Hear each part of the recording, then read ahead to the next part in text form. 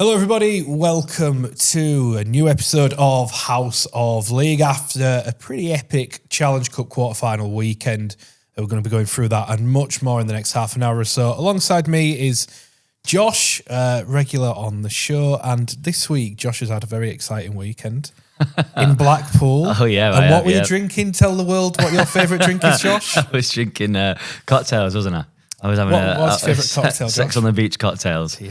I think I've just about recovered. Obviously, wasn't on the podcast last week. I was having to listen to Kylie Minogue all week. But I'm back now. Fan yeah, massive fan now. Excellent.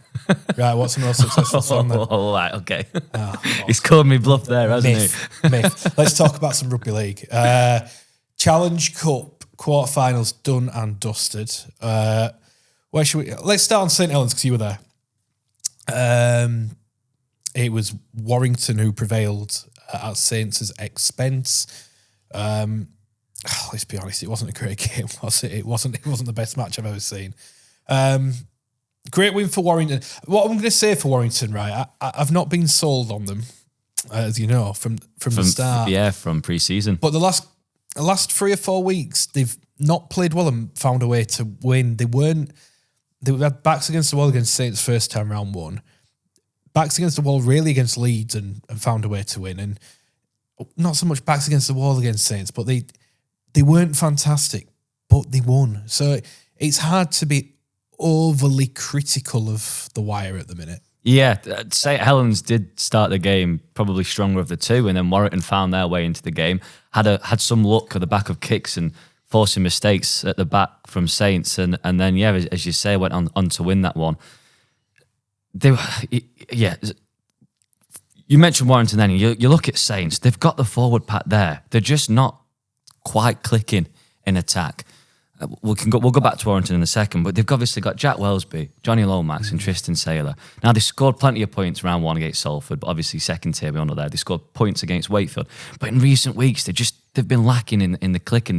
Something has to be going. And I know there's a little bit of panic sort of alarm going off. I think we just ran a piece on All Out Rugby League against their form, against the playoff teams from last year. It's awful. It is awful, yeah. And it's worrying. But it is still early days, and there was a lot of disruptions. I thought the game was entertaining enough. There was a lot of disruptions. 2 failed HIAs for St Helens. There was quite a lot of injuries throughout the game, stop-start. Being there, in person, maybe it was better than it was watching it on TV. I thought it was an entertaining game. George Williams with the match winner. He's such a clever player. Johnny Lomax was out the line receiving treatment, and he spots that, and there's a massive gap for him to run 70 metres to score the match winner. He's such a smart player. And Paul Vaughan as well, if you've read on All Out Rugby League, his bone, he came off in the opening minutes and his bone was seen through. Strap straight back on. How tough are Rugby League players? It's not even tough, it's just lunacy, isn't it? What's that? What are they doing? Yeah, and coming straight back on. Yeah, you're right. Warrington, they've not been perfect, and you could tell Sam Burgess was happy enough after, but you could tell that he's still hungry for more from his side. Let me ask you about Saints. You mentioned that piece you've done today. Their record against Wigan, Hull KR, Warrington and Leigh in the past 12 months is played 13, lost 13. That's a really... You can't dress that up, can you? There's no way of dressing that record up. There is a lot of noise. It wasn't too long ago we were saying on this podcast, why is everyone panicking at St Helens? Why is everyone losing their minds over it? They'd lost a Hull KR, hadn't they? I think at the time. And we said no reason to panic. And that was their first loss of the season at the point, yeah. And look, they're still 4th in the league. Yeah, four wins from 6. But I do look at that record and think that is a worry, isn't it? It's probably more than a worry now because there is mitigation with Saints. They had that awful injury run last year.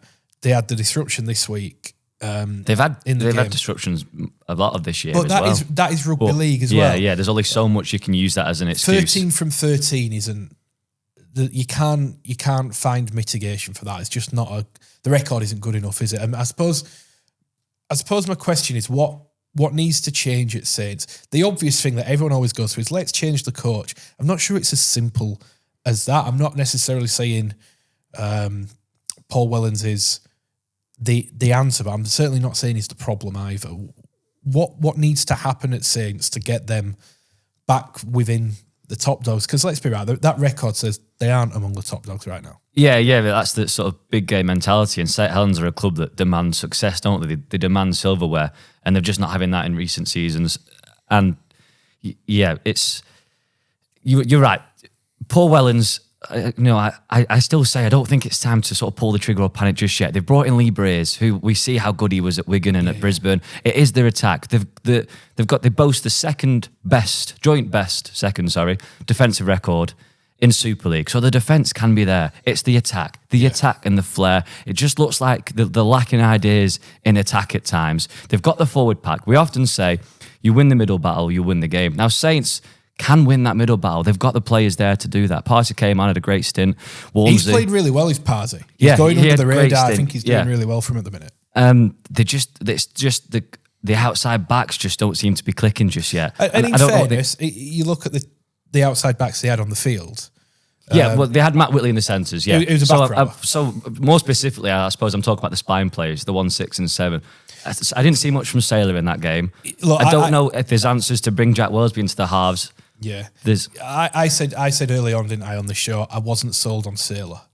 I know he played excellent against Salford in that young team, and he had a decent game against Castleford. I don't think his defence is great. And I just watch Saints at the minute, and I think there's such pressure on Jack Wellesby to do. I think he's almost having to do too much. Yeah, he is having to do too much. Because the halfbacks aren't quite there, that he's having to do too much. It makes him easier to defend because they know everything's going to go through him. Yeah. It's a bit like, I always think this about Warrington in the real big games. You know the ball's got to go through Williams, and it makes, in that sense, it can be quite easy to defend. And I feel like that watching Saints at the minute. If you shut down Wellesby, you shut down Saints. He needs a little bit more from them. He needs more from Johnny Lomax and Sailor, doesn't he? Yeah, I think so. It's social media, they have their opinions, fans have their opinions on Paul Wellens, but we're still early days into the season. We just need that attack in them to click. I suppose the question, if you want to talk about the Paul Wellens aspect of this, right, the question is probably this. They're coming to a big recruitment cycle where they're going to have a lot of salary cap space because Morgan Knowles is leaving, James Batchelor's leaving, Joe Batchelor, is leaving, James Bell is leaving. There could be a few others as well. So there's going to be a sizable turnover of players at Saints. And you want whoever's going to be the coach next year to be overseeing those decisions. Now, I'm not saying, look, I think Paul Wellens deserves more time, but they probably need to make a decision on whether to extend Paul Wellens' contract sooner rather than later. Because what you don't want to do is go through your recruitment, do a lot of it now, then decide not to keep the coach, go with a new coach who might not have wanted some of these players, and you miss out on that opportunity to remold the squad under that person. That's probably where there is a bit of a predicament for me for St Helens at the minute on the coaching front. Obviously last year it was a 12-month extension, was it, for this year, which says that, look, we'll see how you are and we might have that conversation midway through the year to extend it or not. But it must be hard recruitment-wise because who's in charge if you're looking at next year? And I also think the same at Leeds Rhinos, Brad Arthur. You don't know what he's doing beyond this year. Well, you saw the comments he made. Didn't fill you with any confidence that he's going to be at Leeds Rhinos head coach next year. And he's not kept that a secret either, to be fair. He's away from his family. He said he wants to go back to the NRL. Yeah. But it is hard to how can you be a head coach of a club in charge of recruitment not knowing where you stand next year as well? I agree completely. It's a big question mark. Completely. It's easier for Leeds because they haven't got much cap space, so it's more about retention this time. Yeah. I think it's a little bit different at Saints because they've got so much cap space to work with that you want whoever the coach is, whether that's Paul Wellens or someone else. I just think that's probably where the predicament comes for them at the minute in terms of the future of Paul Wellens. Probably a decision I would feel they have to make sooner rather than later, one way or another, however, which way they go with that. It'll be interesting to see how it plays out. Obviously, we had the Hull derby. Hull KR prevailed. Not a surprise, was it? No, you were there. Talk about the game. Yeah, look, probably went as I expected. Hull KR are just a little bit too good at the minute. Physically, no one can match them. Hull FC, Hull FC will take encouragement from the way they came back, but I think they absolutely punctured the atmosphere of the crowd with those tries. and there was no way back for Hull FC from there. I think that was a game that probably showed how far Hull FC have come in a short space of time, in that they didn't get thrashed, and it could have got really ugly at 30-0, and it actually didn't. They won the second half, but it also showed how far they've got to go. I know they're second in the league, but I think it did show they've a little bit of work to do before they can. But it's massive strides on what we've seen for sure in recent years. And I think most people I think in the game will be that the sport Super League needs a strong Hull FC. 100%. We need a Hull FC that competes, and we saw the excitement in the city last year, our coverage, and the fans, the supporters, excitement. It was brilliant to see. I'll tell you this though, Josh. Right, I'll tell you this. So I'm not from Hull, and I think you only get the Hull derby if you are from Hull. I don't think you can fully understand the mechanics of it. But what I have, the conclusion I've drawn from covering a few of these and being relatively entrenched in it, given the whole live and everything like that, there's so much bravado that goes on in the week, and everyone giving it the big one that, we're going to do you, we're going to, can't wait to make your life a misery. It gets to game day, and everyone is terrified of losing. I went in that press room, and a lot of the media people there are Hull people, and I'm like, "You all right? You excited?" No, just want it over with. And everyone there's a lot of not many words and just nodding at you. Everyone is absolutely petrified of losing that game. That being from the pressure that supporters put on themselves, each other and themselves. Absolutely. Yeah. And I don't care what those two fan bases say. They are more obsessed with the other club than they are their own. And we were having this conversation off air, weren't we? Whenever we write anything on Hull KR or Hull FC, there are more responses from the rival team than they are the actual team. Honestly, those supporters and everyone involved in those clubs are so scared to lose that game. I've never known anything like it. But and it's same again in a few weeks. Hull KR are just so impressive. Nothing phases them. Even when they had a shaky start. They lose Mikey Lewis, and you go, it's just coming together for Hull FC here. And then they score 3 tries in 20 minutes after he goes off, bam, bam, bang. I think it shows how good the team are as a whole to lose your star, your key man, and still be able to do the job. I think the best thing about Hull KR is I don't think they have a star man. I really don't. I think everyone in that team is pulling the weight. Mickey McAllister was unbelievable. Jez Litton comes on at half and as the best player on the pitch. Petter Hiku was great. Everyone pulls the weight. That's why they are where they are, because they're not reliant on a player. Everyone would say they're relying on Mikey Lewis. Well, Sardi proved they're not. So they're going great. And even more belief now. I mean, when Wigan were knocked out, even more belief now that they can go on and win the Challenge Cup. Obviously, there's 80 minutes to go, but they are, Wakefield Leigh, that was a strange game. Both teams tried to throw it away, and then Leigh obviously prevailed. Felt for Josh Rourke.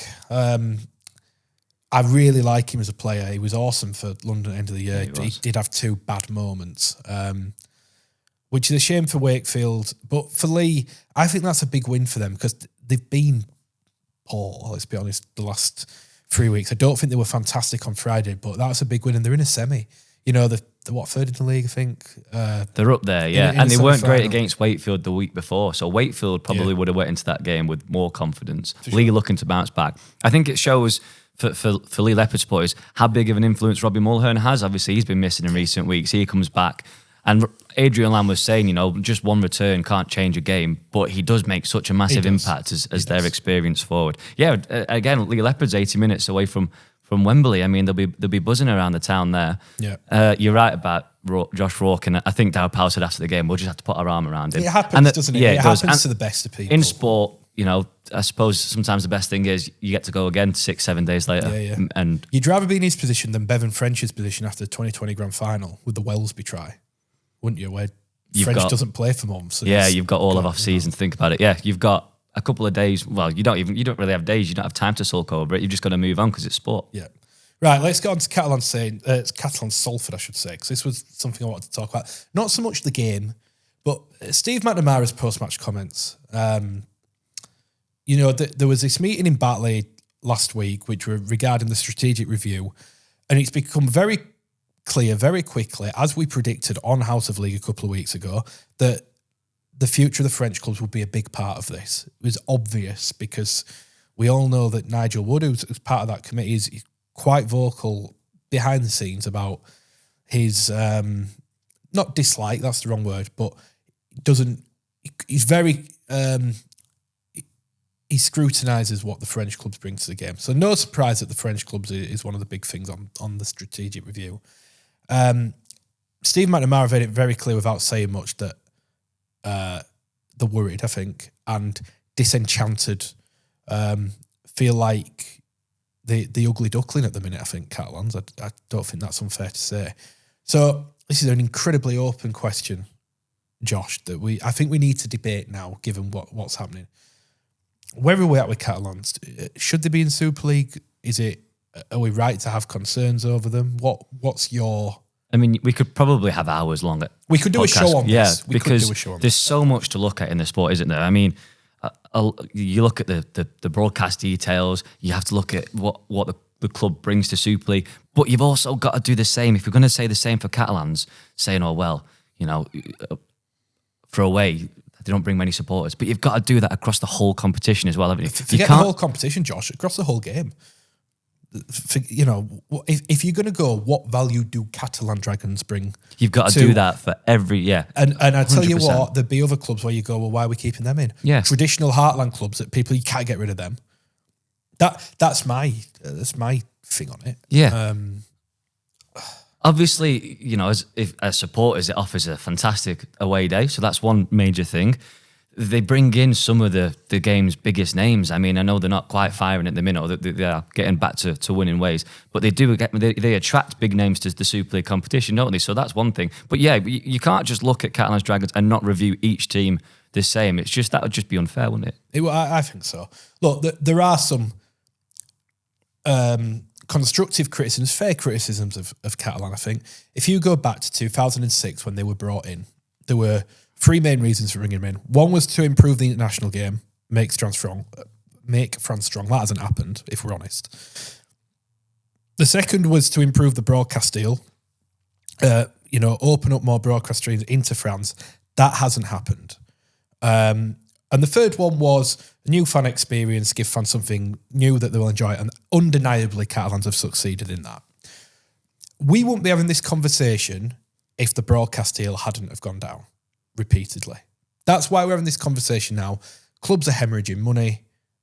They're looking at ways to cut it back and start making money ultimately. I do not think the answer is to remove Catalan.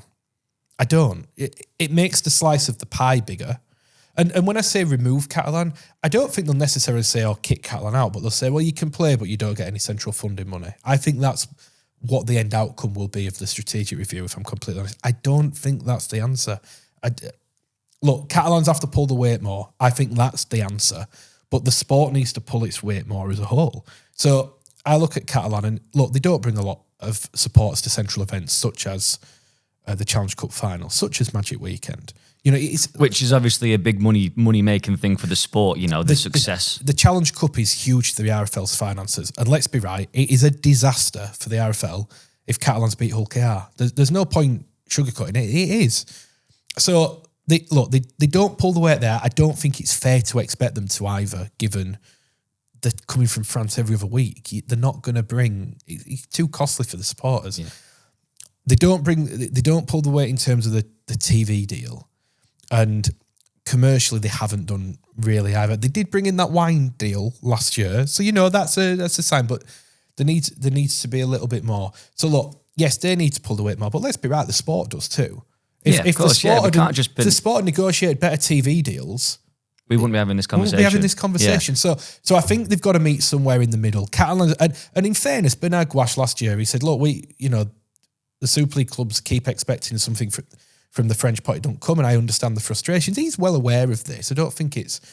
I don't think Catalans necessarily are blind to it and don't agree with it.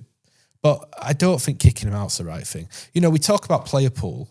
If you got rid of Catalan, you lose probably 14, 15 French players. You bring in another team. We know that there's not enough players. So that small player pool's being spread out by more, because those French players over time won't be playing in Super League anymore. I just don't think the right thing is to get rid of him. The fans love it. The fans would hate it if you got rid of absolutely, Catalan. and the fans should get some say, shouldn't they? Commercially, they'll work Catalans so hard behind the scenes on themselves, and you're right in the Super League being the bigger picture. They'll work so hard to raise the funds, obviously, all they pay for. But if we're looking at commercially what they bring to Super League, again, that question's got to be at every single club. I agree. You know, there are some clubs who have Huddersfield have really low crowds. Salford have low crowds. There are a lot of clubs that have lower attendances than Catalan. But I get the point. And the argument is that all these UK fans go to the Perpignan and they benefit, and there's a tourism, you know, their tourism benefits, but the clubs don't see it back the other way because they don't bring the fans. Yeah. I get that. But let's remember now that Catalans are footing a travel bill that'll be about £1 million a year. So that's a cost that's been saved centrally this year because Catalans are footing that. I just think there needs to be the sensible thing to do is to make Catalans a more beneficial team, and that's something that they have to push. You know, more commercial deals, more TV deals, so on and so forth. Forget the international stuff. This is a pure money thing. But getting rid of him is not the answer. Taking the central funding off him for me isn't the answer. The one thing I probably would do, Josh, if I'm honest, I think I wouldn't have them participate in the Challenge Cup. Just because of what we mentioned about the RFL's finances are so dependent on the Challenge Cup. And if, you know... And there's a big difference if Hull KR make it, they take a good crowd. I reckon you're looking at £300,000-400,000 difference. And it's a massive risk. So, now I say get rid of him from the Challenge Cup. If Catalans can work a solution out to that, cool. Or if the game can find a solution. But I think there's probably something better to be done. Toulouse don't play in it, obviously, as we know. If Catalans could play in the French comp, maybe, and then you do something between the French comp winners and the English comp winners, you know, take a game to France as a showcase event every year, maybe, you know, like pre-season, something in pre-season. I don't know. I just think there are better solutions than get rid of Catalan. I don't think... I just can't buy into anyone who says that's the right thing to do. And you're right. I don't think any supporters would they? Because they'll miss out on an amazing away day. And it always comes back to rugby league and expansion, isn't it? I mean, this week or last week we lost Cornwall. They pulled out of League One. It's the ongoing debate of rugby league expansion. Do we keep it down the corridor? Do we expand it? Listen, and there's a big look. That's again another conversation we probably need to have over a bigger show. But Catalans to me are a successful expansion club. I don't think the sport at the minute should be looking at new expansion clubs. I said at the time I thought Cornwall was a stupid idea. The sport isn't in a position to financially aid or try and back these clubs right now. But Catalans, you've got something there. You got more than something there. It's one of Super League's big clubs. You just got to find a solution. And they make it to finals. Again, if you're looking at on-field performances, they make it to finals in recent years. That's more than what some clubs have done. On field, they've had far more success than most Super League clubs in the last 5 years. Exactly, and the crowds are strong and they grow. They have the sellouts. The irony of all this, Josh, if the NRL come in, the first club they'll want to keep is Catalan. Yeah. So look, something needs to be done there, but we'll see. Just quickly on Salford, a quite low-key week for Salford. However, they did loan Nene McDonald to Oldham. Sam Davis goes on dual reg to London. Is that London's third dual reg partners alongside Warrington here? Ridiculous. And I hate dual reg. Anyway, it's just a balmy situation. Is it as simple as getting rid of the sustainability cap? Is it just get rid? Like, what are we doing? Yeah, well, then what is? I mean, sustainability cap's there, isn't it, to look after them? And I don't know. Does it count as a punishment almost? It feels like a punishment. Yeah, it does, and that's why players are having to go out on loan because I don't think Nene McDonald's played, has he, since the start of March? He's not registered. Because he can't. Yeah, exactly, because he's not registered. He doesn't count as part of the cap. So now he's going to play in the Championship. I mean, I bet Sean Long was absolutely buzzing when he got that call 100%. Saying, look, we've got Nene McDonald and he's desperate to play. Yeah. Will you take him on a 3-game loan? And then Davies, his say, returns to his former club, London Broncos. So they are playing elsewhere. But yeah, the sustainability cap is... I think you did a piece, didn't you, during the week? Yeah, it's counterproductive. It's not fit for purpose. It isn't. But at the same time, people say just get rid of it. Salford are having to pay these players anyway and can't play them. The flip to that is, let's just remember that they were told to get rid of players in December and decided not to. And if they had have done, we wouldn't be in this situation now. So Salford have brought it on themselves to a degree. If they'd have listened to the instructions and they knew this would happen. Salford banked on the fact the sustainability cap would have been lifted by the time they started, and it hasn't. So I think it's a bit simplistic to say get rid of it. There's no point now, even though there isn't any point now. But you sort of then bending the rules, and they're benefiting despite not following the instructions they were told. So I can see both sides of it. And you're right, it being a quiet week for Salford, which is almost nice, isn't it? Hopefully there's a little bit of light at the end of the tunnel now. I think Paul Rowley recently said, in the back of his mind, mid-April. He's hoping things are sorted mid-April, then they can concentrate on their season again and get back competing. So hopefully there is some light at the end of the tunnel there for the Devils. So. Quickly, bit on recruitment. Where's Tom Amone going to go, Josh? That's the big question. I should be asking you that one, because obviously Adrian Lamb admitted his interest. Why would you not want to bring back a former fan favourite? Obviously, he's not getting any game time in the NRL. He returned down under, I think, due to family reasons. But obviously, he wants to be playing for first grade rugby. So his management's looking back at Super League. So there's Leigh, and then you reported in the week Warrington Wolves. Now, I did a piece on All Out Rugby League saying Warrington Wolves are nearly there. They've brought in Mark Sneed to fix one issue, and them two together, George Williams, Mark Sneed, have been great, and they were great again against on the weekend. I think they're one forward short from being genuine contenders. Leigh and Burning, aren't they, obviously? Yeah. Next year. Yeah. Luke Yates played really well, I thought, on the weekend. But I do think just one powerhouse prop away from being genuine contenders. And Tom Amone could be that man. But if you were Leigh and you lost him after letting him go, you'd be a little bit fuming, wouldn't you? Yeah. I think. And then he goes to rivals and he has a big impact there because he was I think, Super League Dream Team prop 2023. He's a great forward, so it'd be a great pickup for, I mean, most Super League clubs now, if they've heard... Everyone's going to be in front. Yeah, now they've heard that his services are potentially there. Surely everyone's going to pick up the phone and say, how does he fancy so-and-so? You would think it'd be one of the big clubs. So you look at Leigh, there's the appeal of going back. Warrington, we know are in, makes complete sense. Wigan have lost Liam Byrne and Harvey Hill. Do they have the cap space? I'm not sure. Well, I'm almost surprised that Warrington have the cap space if it was to be this year. I think it would probably be third. Well, yeah, I mean, there's been talk that they'd be open to letting Zane Musgrove go if who has been, that was another point. He started playing now, yeah, he started playing and he's improving. I think I said a couple of weeks ago that they need more from him. And he has been improving in fairness to him. And again, he was good on the weekend. Leigh, obviously, they have the court spot and they have the money.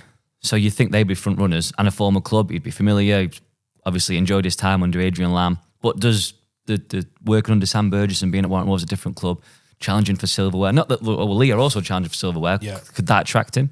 The one that I just wonder about is Hull KR, just possibly, if Jared Wirrier-Hargreaves decides to hang up the boots at the end of the year. They'd have the quota, they'd have the cap. So that would, but I don't know where Wirrier-Hargreaves is at.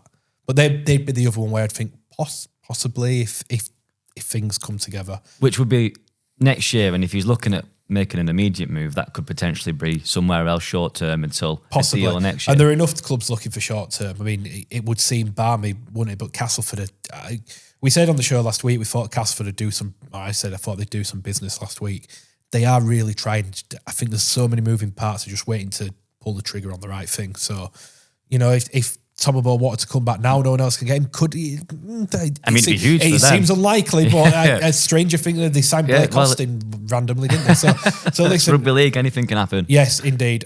We probably need to do a big recruitment show at some point. We're running out of time this week, so we'll come back to it. Maybe we'll do one next week or the week after. But we'll wrap this up here for now. Thank you to Josh and for your Sex on the Beach insights earlier in the show. That was probably the most insightful thing you said. No, I'm joking. I think that was a good performance this week, Josh. Thank you. Thank you for listening. Appreciate your support as ever. Enjoy your week, and above all else, enjoy your rugby league. Take care.